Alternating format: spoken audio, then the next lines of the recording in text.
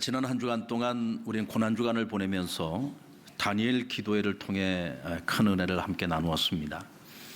저는 개인적으로 이번 5일 동안의 다니엘 기도회가 저 자신에게 있어서 자기 반성문을 쓰는 그런 시간이었습니다. 넷째 날 간증자였던 이은왕 권사님이 자녀들을 잘못 양육한 어머니로서 엄마 반성문이라고 하는 책을 쓰셨다고 해요. 저는 이번 기간 동안에 신앙인으로서 그리고 한 사람의 목사로서 지금까지 목회를 해왔던 내 삶을 가만히 돌아보면서 지금껏 내가 잘못 살아온 부분에 대한 반성문을 써봤습니다. 아마도 저뿐만 아니라 이번 다니엘 기도회에 열심히 참석하셨던 우리 성도님들이라면 누구나 다 함께 그것을 페이퍼에다가 적어보든지 아니면 내 마음에 적어보든지 우리 각자가 자기 반성문을 써보는 시간이 아니었을까라는 생각이 듭니다.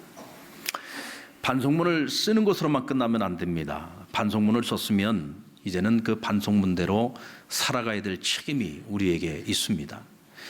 삶이 뒤따라주지 않는 반성문은 아무 의미가 없죠.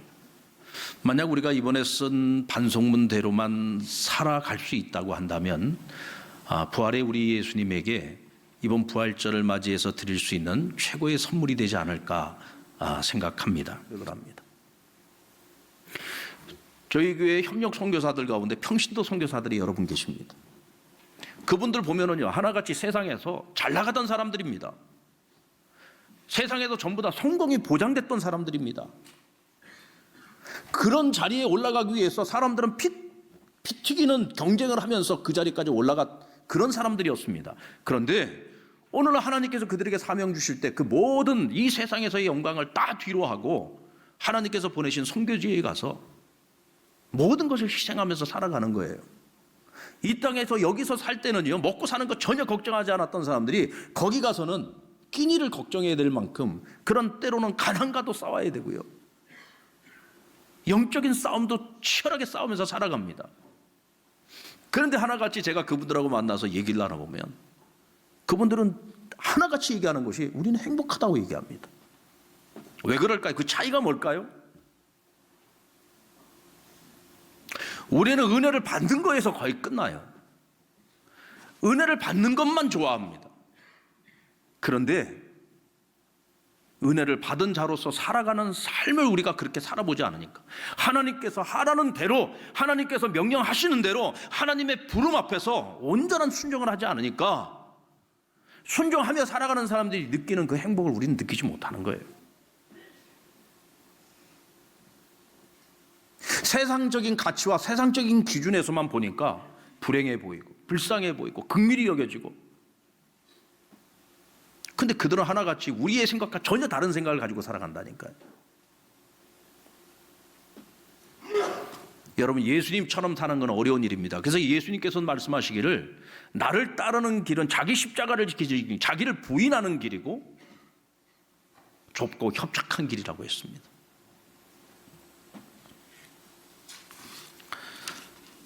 그럼에도 불구하고 그리스도인의 영광과 성공은 우리 자신이 작은 예수가 되고 자기 십자가를 지는 방법 외에는 다른 길이 없다는 거죠.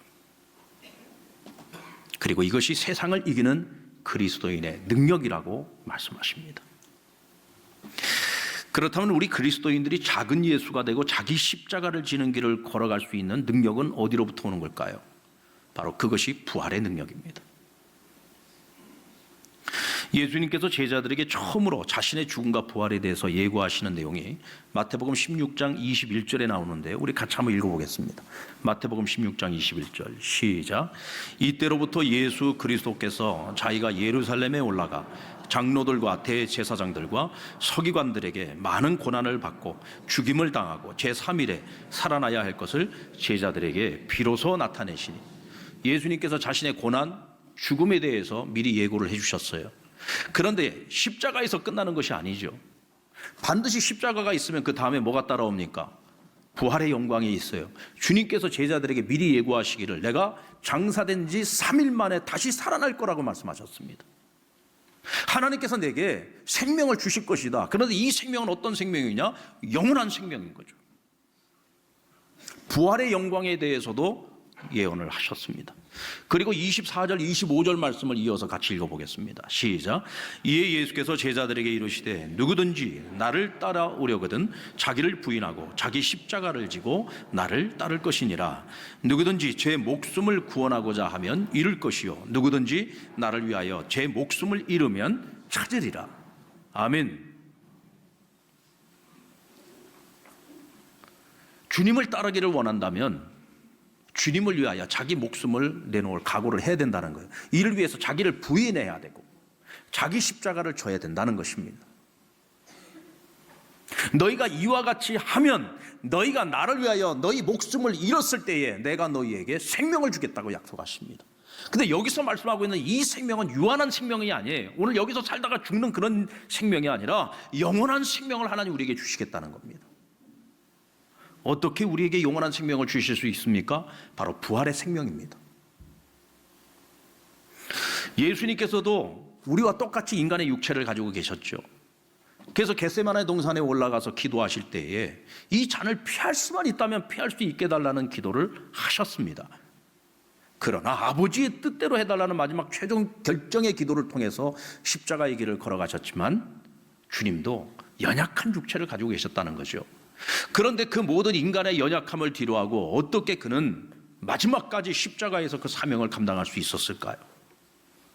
그것은 3일 후에 부활하게 될 것에 대한 하나님의 약속을 그는 믿었기 때문입니다. 한마디로 말해서 예수님 자신이 부활신앙을 가지고 있었다는 얘기죠. 선자들을 통해서 주셨던 하나님의 약속의 말씀을 그는 의심 없이 믿었습니다. 그리고 내가 인류를 대속하여 죽을지언정 아버지께서 3일 만에 나를 부활케 하심으로 이 땅에 영생의 길을 열어주실 것을 주님은 확신하셨던 겁니다. 기독교 역사에 작은 예수의 삶을 살았던 모든 그리스도인들이 그 길을 걸어갈 수 있었던 힘이 어디로부터 나왔습니까? 바로 부활신앙에서 나온 거죠. 우리는요, 삼중부활을 믿어야 됩니다. 첫 번째 부활은 역사적인 예수님의 부활을 믿어야 됩니다. 여러분들 예수님의 부활 사건이 역사적 사건이라는 사실을 믿으십니까? 이것이 진리됨을 믿습니까? 사람들이 여러분들에게 예수의 부활이 역사적인 부활, 역사적인 사건이라고 하는 것을 나에게 증명해 달라 그러면 여러분 어떻게 증명할 겁니까? 뭐라고 증명하실 겁니까? 증명할 수 있는 방법은 다양한 여러 가지 많은 방법들이 있겠지만 가장 효과적인 방법, 그것은 우리의 삶으로 예수 그리스도의 부활을 증명하는 길밖에 없습니다. 나는 죽고 예수로 살아가는 그 삶을 그들에게 보여줘야죠. 초대교회인 예루살렘 교회는 당시 세상 사람들로부터 칭송을 받는 교회라고 했어요. 세상 사람들이 교회를 보고 무엇을 보고 칭송을 했겠습니까? 그들의 삶의 모습을 보고 칭송을 했겠죠. 최초의 이방인 교회였던 수리아 안디옥 교회는 그 지역에 있는 사람들이 이 교회를 가리켜서 그리스도인이라고 하는 이름을 붙여줬습니다. 너희는 그리스도인이야. 너희는 그리스도를 믿는 사람이야. 이 말은 무슨 뜻이에요? 당신들하고 우리하고 달라. 당신들 살아가는 모습을 보니까 우리하고 달라.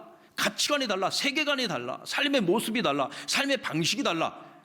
안 믿는 사람들이 믿는 교회, 성도들을 그리스도인이라고 지칭해 준 거예요. 여러분, 우리를 가리켜서 성도라고 부르잖아요. 이 성도라고 하는 이름도 우리가 만들어서 붙인 이름이 아닙니다.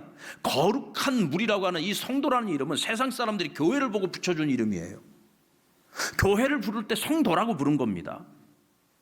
다시 말하면 처음 신앙을 가지고 하나님 몸된 교회가 처음 세워졌던 그때 그 순수한 신앙을 가지고 있었던 자신들의 목숨으로 믿음을 지켰던 교회는 삶으로 믿음을 증명했다는 거예요. 그게 진정한 교회의 모습이었다는 거죠. 그런 교회가 세상을 변화시킬 수 있었다는 겁니다. 그런 교회가 세상을 뒤집을 수 있었다는 것이요. 대제국 로마가 어떻게 기독교화 되었습니까? 어떻게 그들이 기독교 앞에서 무릎을 꿇었습니까? 그들은 생명을 바쳐 믿음을 지켰기 때문에 그렇습니다. 자신들의 목숨으로 믿음을 보여주었기 때문에 그렇죠. 우리가 믿고 있는 것이 진리라고 하는 것을 증명했기 때문입니다. 오늘날 교회가 자꾸 힘을 잃어가고 있어요. 오늘날 우리 교회가 세상과의 싸움에서 자꾸 밀리고 있는 것처럼 보입니다. 그것은 세상이 강해서가 아니에요. 우리가 자꾸 약해지기 때문입니다.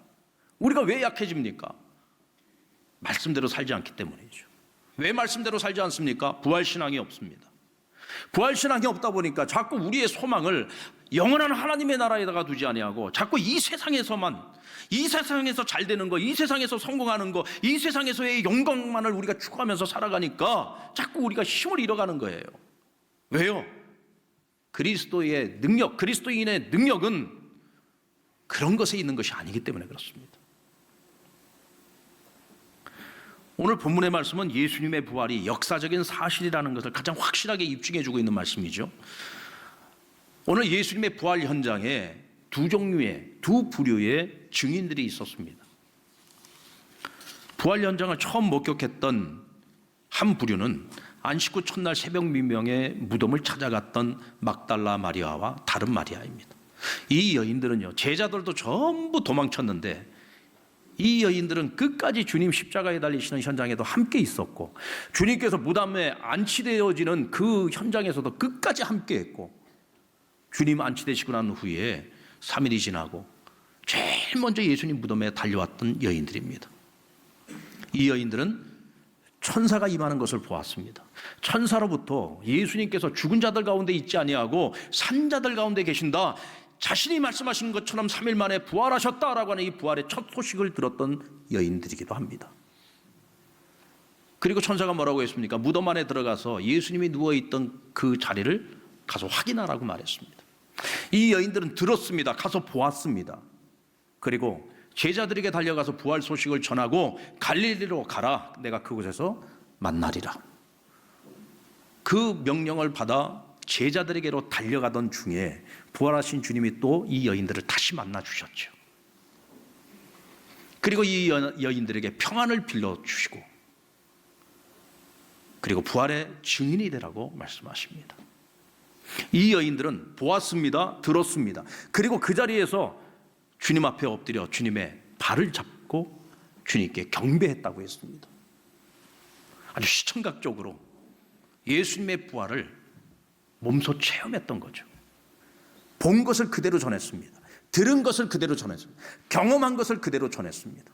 반면에 무덤을 지키고 있던 대제사장들의 경비병들은 어떤 반응을 보였습니까? 4절 말씀에 보면 지키던 자들이 그를 무서워하여 떨며 죽은 사람과 같이 되었다. 여러분, 죽은 사람과 같이 되었다는 얘기는 죽었다는 얘기예요? 살았다는 얘기예요? 살았어요. 근데 마치 죽은 사람처럼 너무 두려워서 몸이 굳어버린 겁니다. 그런데 이들은 다 보았습니다. 다 들었습니다. 부활의 현장에서 있었던 그 모든 상황들을 그들은 다 목격했습니다.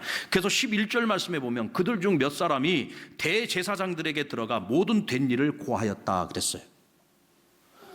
그들도 본 그것을 누구에게 가서 전했어요? 대제사장들에게 가서 전했습니다. 이 사람들도 가서 진리를 전한 겁니다.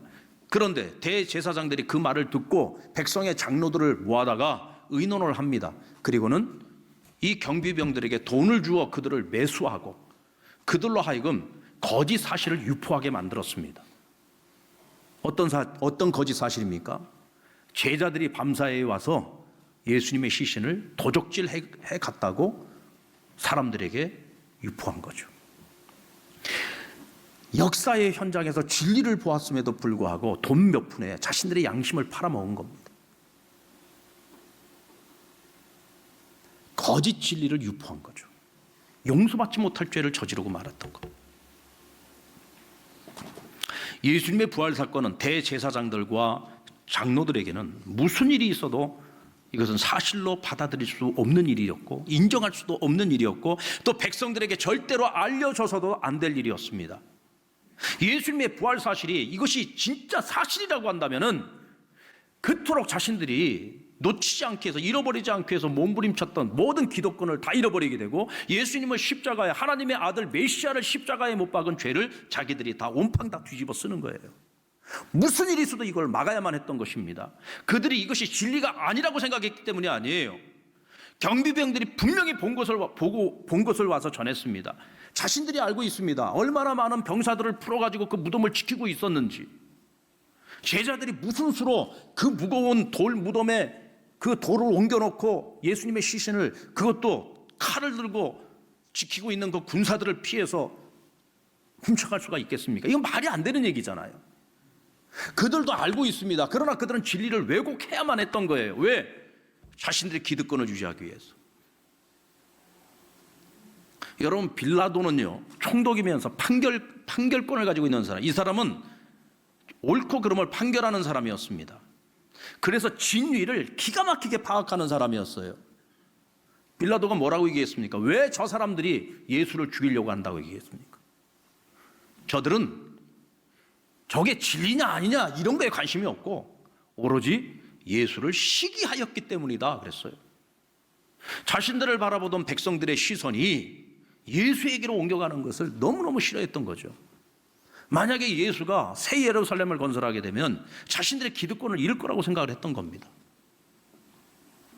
백성들이 예수님을 따르는 그 꼴을 볼 수 없었던 거죠. 진리의 말씀에 거역하는 일들이 지금 우리 사회에서 일어나고 있어요. 이런 사회, 이런 나라가 어떻게 복을 받을 수가 있겠습니까? 그래서 교회가 나서는 겁니다. 이거는 아니라고, 이건 잘못됐다고, 그것은 거짓이라고. 그러다 보니 세상과 교회는 충돌할 수밖에 없는 겁니다. 그러다 보니 교회는 끊임없이 세상은 끊임없이 교회의 허물을 찾아내죠. 여러분, 아까도 말씀드린 것처럼 교회는 분명 하나님이 세우신 이 땅의 하나님 나라의 거룩한 공동체인 것은 사실입니다만은 우리가 아까 고백했잖아요. 내가 교회라고. 여러분이 완전하십니까? 완전하지 않은 사람들이 함께 모인 공동체 안에는 항상 죄와 허물이 있을 수밖에 없습니다. 목사인 제가 완전합니까? 아니죠. 저도 죄덩어리입니다. 여러분들은 완전하십니까? 여러분들도 잘 알고 있는 것처럼 우리 다 죄덩어리들입니다. 우린 절대로 완전하지 않습니다.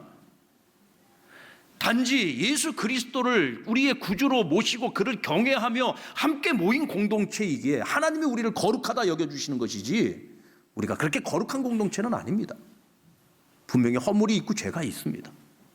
그런데 세상에 그 수많은 죄가 있음에도 불구하고 그런 것들은 뒤로 하고 교회가 가지고 있는 허물, 교회가 가지고 있는 정말 빙산의 일과 같은 그런 실수와 연약함과 허물이 있을 때 그것을 끄집어내서 더 포장해서 마치 이 교회라고 하는 이 공동체가 죄악된 공동체인 것처럼 그렇게 이 세상의 모든 목사들이 전부 허물 많은 목사들인 것처럼 그렇게 세상에 비춰지고 있지 않습니까?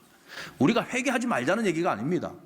분명 우리가 잘못 살아서 하나님 영광 다 가리고 있는 거 사실이고요. 우리 회개해야 합니다. 하지만 제가 말씀드리고 싶은 것은 세상과 교회는 지금까지 역사상 단 한 번도 호의적인 관계였던 적은 없습니다. 어떻게 해서라도 진리를 막으려고 했죠. 그리고 우리는 진리를 외쳐야 됩니다. 그러니 거기서 충돌이 일어나는 것이죠. 이때 우리가 가져야 될 자세가 무엇인가요? 진리를 위한 다름질을 멈추지 말아야 됩니다. 오늘 이 여인들이 제자들에게 부활의 소식을 전하기 위하여 달려가고 있을 때 주님이 찾아오십니다. 만나주셨습니다. 그리고 샬롬, 평안하냐 물으시면서 그들에게 평안을 더하여 주셨습니다. 그리고 그들이 끝까지 부활의 증인된 사명을 감당하게 하셨죠. 오늘 이 땅을 살아가는 우리 그리스도인들이 작은 예수가 되어 자기 십자가를 지고 그 길을 걸어가고자 할 때 세상으로부터 많은 시험이 찾아오고 많은 시련이 찾아오기도 하고 많은 공격이 찾아오기도 하고 핍박이 찾아오기도 합니다. 그럼에도 불구하고 우리가 복음을 위하여 부활의 증인으로서 살아가는 그 다름질을 멈추지만 않으면 주님께서 우리를 찾아와 주시고 우리에게 평안을 빌어주시고 하늘의 능력을 더해 주시는 겁니다. 결국 세상과 교회의 이 영적 전쟁은요, 다윗과 골리앗의 싸움과 같습니다. 객관적으로 보면 세상과 싸워서 교회가 이기는 것은요, 불가능한 일처럼 보이기도 합니다. 근데 여러분, 다윗이 이겼습니까? 골리앗이 이겼습니까? 다윗이 이겼습니다. 다윗이 그 거대한 골리앗을 쓰러뜨렸습니다. 어느 누구도 골리앗을 쓰러뜨리지 못할 거라고 상상했지만 그러나 다윗은 결국 그를 쓰러뜨렸습니다. 어떻게 그 일이 가능했습니까? 다윗은요, 확실하게 하나님의 편에 섰습니다. 머뭇거리지 않았어요. 이리 갈까 저리 갈까, 이쪽에 붙을까 저쪽에 붙을까 고민하지 않았습니다. 확실하게 하나님 편에 섰습니다. 하나님 앞에서 뜻을 정했습니다. 그의 시선을 여기도 뒀다가 저기도 뒀다가 두리번거리지 않았습니다. 오직 주만 바라봤습니다. 주님께 시선을 두었습니다. 이때 하나님의 손이 그를 붙들어 주신 거죠. 그리고 그 거대한 골리앗을 한순간에 쓰러뜨려 버린 겁니다. 오늘 이 땅에 교회의 승리, 복음의 승리, 부활의 승리, 그리스도인의 승리, 그것은 오직 우리가 하나님 편에 서는 일 외에는 달리 방법이 없어요.